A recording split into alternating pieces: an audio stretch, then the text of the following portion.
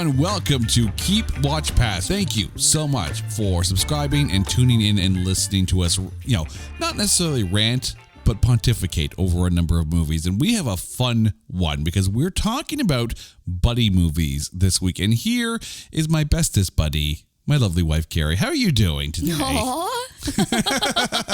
You say things. I do say things. At least you didn't take the whole bestest buddy thing as like being friend zoned. Oh, man. Right? I'm on the couch tonight. Although that being said, when we finally get the J&K movie, that will qualify for this. That's right? for sure. Right? Right. So let me explain what we're doing here. We are about to talk buddy movies. So this is movies where you have like definitely a duo, like a team, if you will, a 1-2 punch of characters.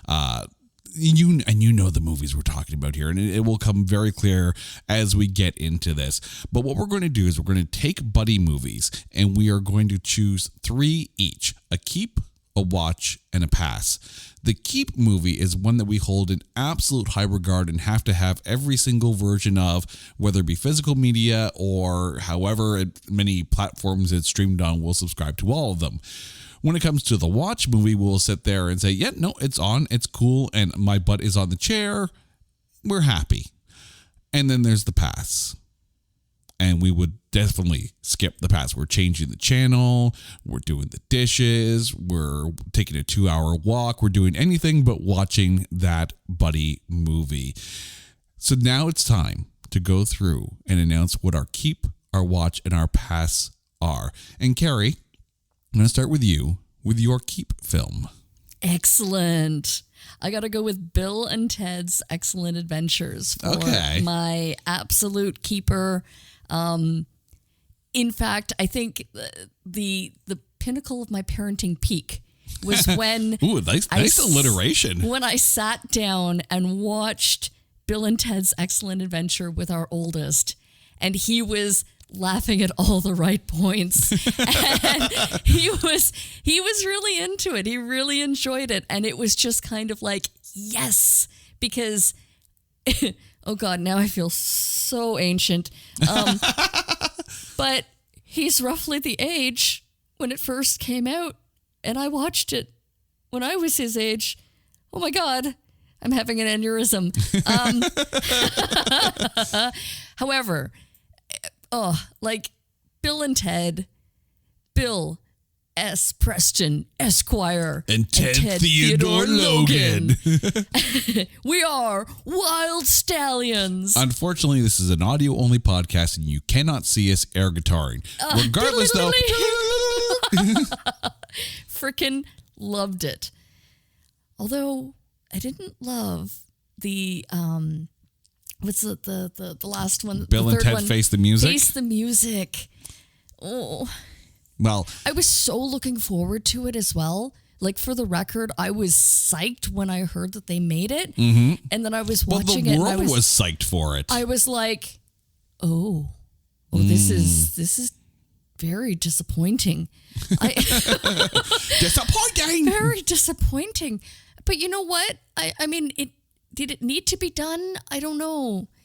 I mean, the time felt right to do it, but, and I might as well just tell you right now that Bill and Ted Face the Music is my hard pass on this. I wrote it down and then I scratched it out. And then I didn't want to go.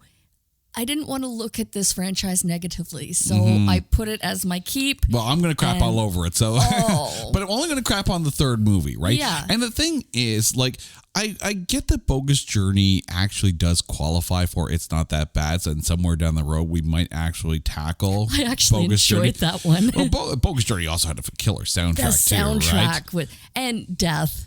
Right?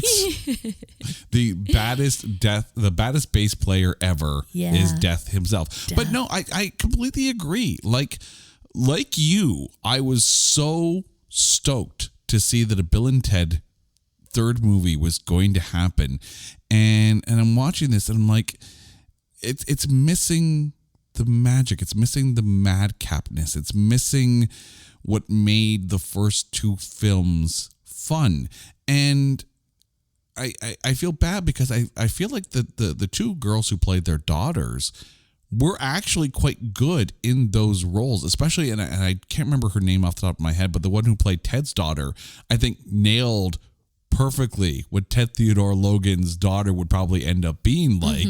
Like, I really enjoyed them. I think I would have rathered the movie focus on them rather than focus on Bill and Ted, if that seems kind of weird.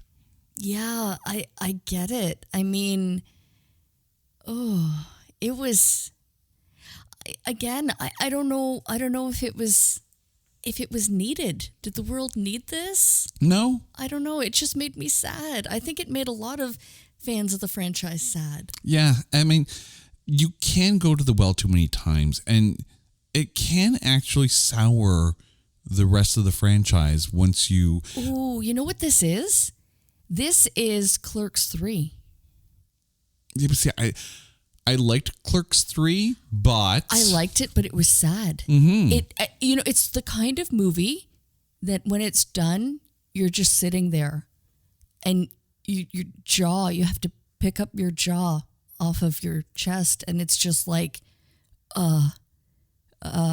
yeah. What did I just see? Yeah. Like, it was kind of like that, but maybe not as traumatic. I don't know. It was just kind of like, I think the thing with Clerks 3 is that you know where the heart of the story came from, and it was with Kevin Smith's heart attack and his, I guess, sudden introduction to mortality. And yeah, I don't know, that one hit me hard. No, and I get that, but you'll also understand that in writing it out this way, it may have also been cathartic for Kevin Smith to be able to put a mortality to these characters. With Bill and Ted Face the Music, it's not like there was a mortality. It's just that it wasn't as fun. But why did they aged them to the point of like, well, it was cute because they were still friends in the senior citizen home. But yeah. I don't know. Like, did we need to see? Did we not say everything that we needed to say about Bill and Ted in the first two films? The third one proved that yes, we did. Yeah. Okay. I'm sorry, Bill and Ted fans, if I just crapped on your favorite franchise, but it just made me sad. It's only the third movie that's my hard pass. I do like the other two, but I will say that neither of the other two is my keep movie. Ooh, what's your keep? Pardon me, because my Canadian is about to show in this one. Because my keep movie is Strange Brew, the Bob and Doug McKenzie movie. This is the most Canadian piece of Canadiana that ever Canadianed outside of Canada or inside of Canada. And if you are unfamiliar with Bob and Doug McKenzie, please let me explain. Rick Moranis and Dave Thomas created these characters, Bob and Doug McKenzie, and they hosted what would basically be, I feel like, the predecessor to Wayne's World, when you think about it, with their Great White North show on local access TV, where they would eat back bacon, drink 2-4s, and say a lot. Strange Brew is basically, and you have to realize, if you watch this, just remember, Strange Brew is basically the drunken Canadian retelling of Hamlet. You're trying to picture this now, right? Let me explain. Okay. So in Hamlet, the king's brother has the king murdered so he can marry the wife, right? In Strange Brew, the brewery owner's brother has the owner of the brewery killed so he can marry the wife and take over the brewery. Okay. They have they have their daughter locked away in the castle in Hamlet. They have their daughter, who is the rightful owner of the brewery as far as line of succession goes, put into an insane asylum. You've got Hamlet, of course. In Strange Brew, you have Rosie LaRose. Bob and Doug McKenzie are Rosencrantz and Guildenstern. And to top it all off, in Hamlet, it's Elsinore Castle. In Strange Brew, it's Elsinore Brewery. Now, admittedly, there is no Oktoberfest bratwurst eating super dogs in Hamlet, which I think Strange Brew then is now the better version of Hamlet because of that. But so they took certain liberties. But. they took a ton of liberties here. But it's really one of those things where you take certain aspects of a classic story, like a Shakespearean story, and you then modify it to fit some kind of fun different property, and it still works. But yes, if you ever want a good Canadian laugh, you have to watch Strange Brew. And not only that, but their their take on the 12 Days of Christmas. Okay. So, dear listeners, that is a staple. Yes, they put out a comedy album called The Great White North, okay? And it is actually available on Spotify to listen to. So their 12 Days of Christmas is iconic. Go listen to the album, right? There's actually a song they do there called Take Off with guest star Geddy Lee from Rush. Geddy Lee from Rush is on a Bob and Doug McKenzie album, and you can listen to it on Spotify. And if you know, you know, but pardon me while I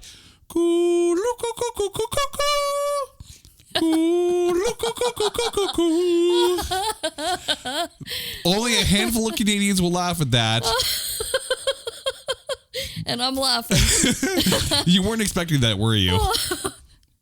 What are you talking about? I'm now going to record that and make that your ringtone. Oh, my So anytime God. I call, that will be the sound coming out of your phone. Okay, so I'm 2 movies down. So what is your watch movie? Oh, my God. Okay. I don't even know anymore. So I think I need to, get into... You're going to need a beer after this one. I'm going to need part of Harold and Kumar's stash on their quest for White Castle. Yes.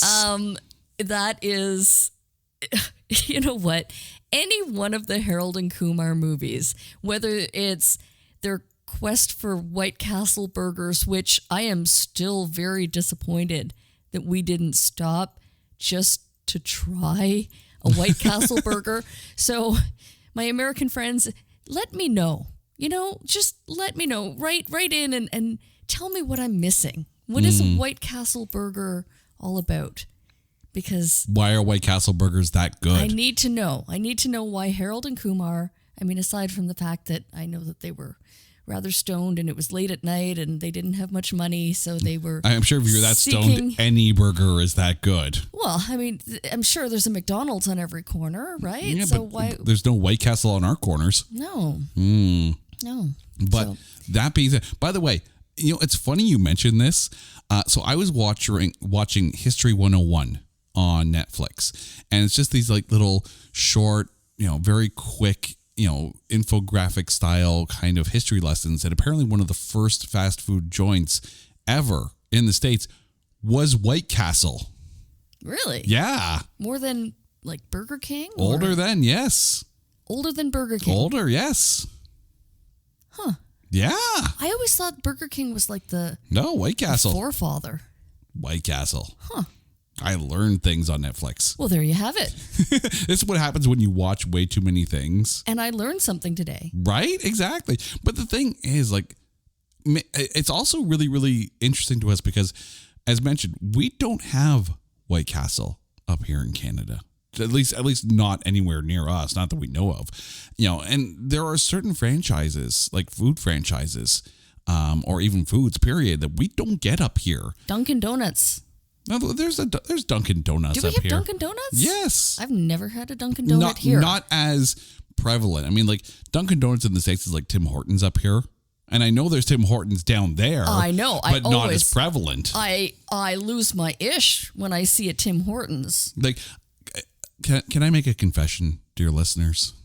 There are certain things that when we're down in the States, we have to buy in mass quantities. The last time we were in the States, I You did. I did. bought like $40 or $50 worth of RC Cola. I hope the border guards aren't listening to this. I told the border guards we had like $40 of RC Cola. They're literally like, do you have anything to declare? I said, yes, I have about $40 of RC Cola in the trunk of the car. We'll trade ketchup chips for RC Cola. Yeah, there was actually a news story. Yes. Where an American family came up to Canada and they basically bought out every single bag of ketchup chips that they could find at the grocery store. And they like their entire shopping cart is filled with ketchup chips. And right now, all of our American listeners are going, you have ketchup chips? God damn. Right? Ooh, the ketchup Doritos right? are a must try. Okay, so here's what we're going to do. Yes. We are going to basically have like almost like a hockey trade deal here. So if there's an American that wants to send up some RC Cola and some White Castle burgers, we will send down a Harvey's burger because that's a Canadian franchise, and we'll send down some ketchup chips to go with it. I'll throw in a Golden Palace egg roll. Trust me, friends. That is like gold. If you know, you know. Yeah. Right? Okay, so that leaves me with my watch movie only, of which I'm going to go off the board a little bit here and not go with a comedy, although it is pretty fun, though, because I'm going to go with Tango and Cash. This film stars Sylvester Stallone and Kurt Russell as not even partners. They're just two cops who are kind of investigating the same crime. And it's Sylvester Stallone is like the straight-laced cop, like very business-oriented and like well-dressed, looks like a banker kind of thing, you know, much like Oscar, right? And Kurt Russell is, well, he's Kurt Russell, let's be honest. If you ever wondered why the term FUBAR is known at a mass appeal level, Tango and Cash is the movie that made this regular lexicon in the English language. I thought it was the actual movie FUBAR. No, that came out way after. Yeah. Yeah, no, but I'm sure it was the same before. You know, I'm sure Tango and Cash didn't just magically make it up, kind of like Dilligaff. By the way, if you ever wonder what Dilligaff stands for, it's Do I Look Like I Give a You're welcome, people. But yeah, no, there was something about Tango and Cash that was just so much fun. And I remember when we did the It's Not That Bad episode on Oscar, and I mentioned that most of my top 5 Sylvester Stallone films have nothing to do with Rambo or Rocky or The Expendables. Tango and Cash is in my top 5 all-time Sylvester Stallone films. It's one of his more fun roles. Yeah, he's playing the cop like he usually does. You know, surprise, surprise. But it's more fun. Like, it's at that Demolition Man level kind of fun where there's action, there's lots of action, and it's over the top action, but it's fun. And Kurt Russell. I mean, anything with Kurt Russell, count me in. Even if he's Santa Claus, count me in, because we watched that film. That was so great. Right? But yeah, no, Tango and Cash to me is a top 5 Sylvester Stallone film, and it's definitely my watch. So now it comes down to you. You got one film left, and that's your pass. What have you got? You know what's interesting? As we were sitting here recording, I literally scratched out my original pick, and I decided, no, I can't on this property. I had originally written down Wayne's World. Wayne and Garth. Really? And then I thought, you know what? The movie had so much charm, and I really can't that property. And you know what? It had so many musical artists that made appearances throughout the movie. Milwaukee. I know. Okay. So then I went with, and then I thought, you know what? I can't do that. Okay. So my my pass now is Dumb and Dumber. Yeah. In fact, I can see that. Anything with Jim Carrey.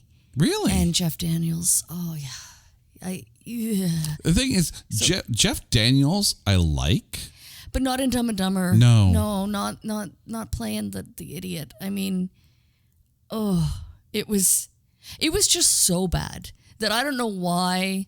I don't know why that wasn't originally my pass pick. I don't know what I don't know.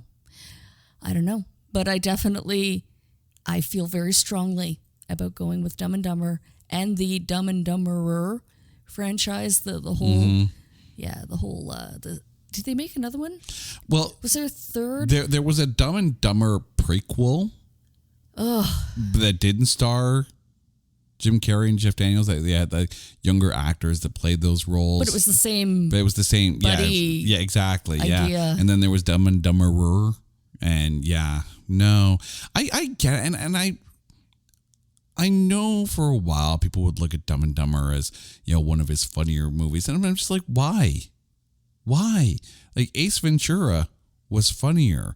Liar Liar at least has heart. He was phenomenal in Man on the Moon. Like there are much better I really like him in the Sonic the Hedgehog movies. Like even the Cable Guy. Yeah, although Cable Guy's very dark. Yeah, very dark. And that movie, if I remember correctly, actually qualifies for It's Not That Bad. So we may have to go and revisit that one. I would defend that. But the thing is, there are so many better performances from Jim Carrey. And this one just felt like, It felt like the longest sketch from SNL that just wouldn't end. Jim Carrey was in Living Color, but you get the idea. Yeah. It was like a stupid long sketch that just will not, it just doesn't end. Yeah, and that's the thing. Like the Farrelly brothers, it's they between that and Me, Myself, and Irene and some of the other films that they did, like it's fart humor. It's fart and loud, noisy, obnoxious people humor. And that can get old real fast. Like real fast. And I don't disagree with you. Like I don't find Dumb and Dumber funny. And it's, I'm sure there's a bright spot in there somewhere. Maybe Lauren Holly, maybe. But no.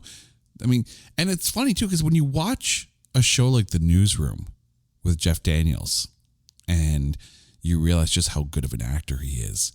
And then you sit there and go, yeah. Oh, he's fantastic. It's not a knock on either of the actors.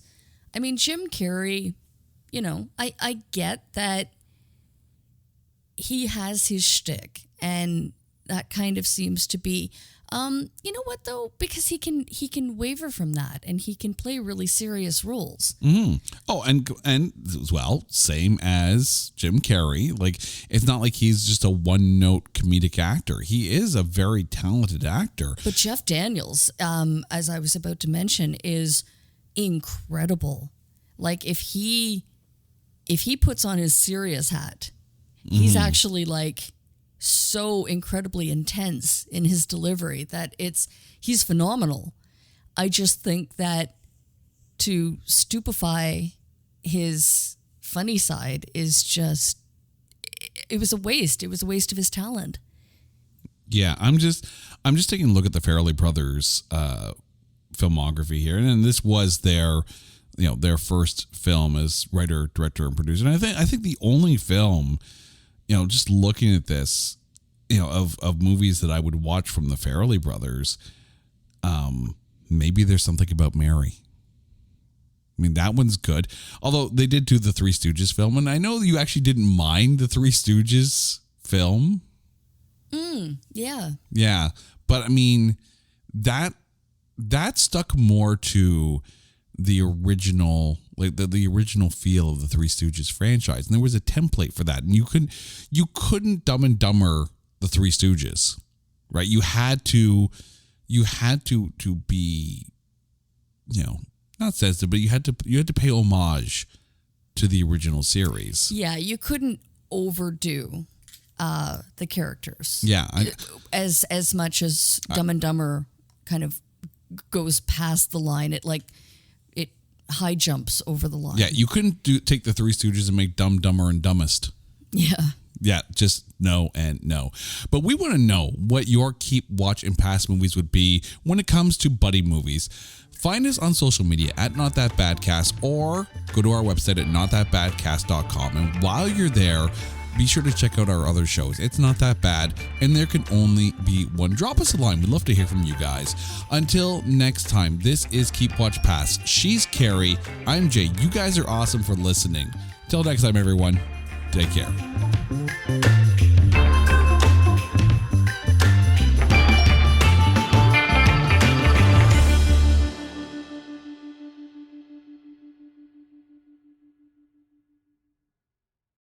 Hey folks, Stefan Shirazi and Renee Richardson here from the Metallica Report. And we are proud members of the Pantheon podcast family, where the best of music and podcasts unite. We've got something pretty cool for you.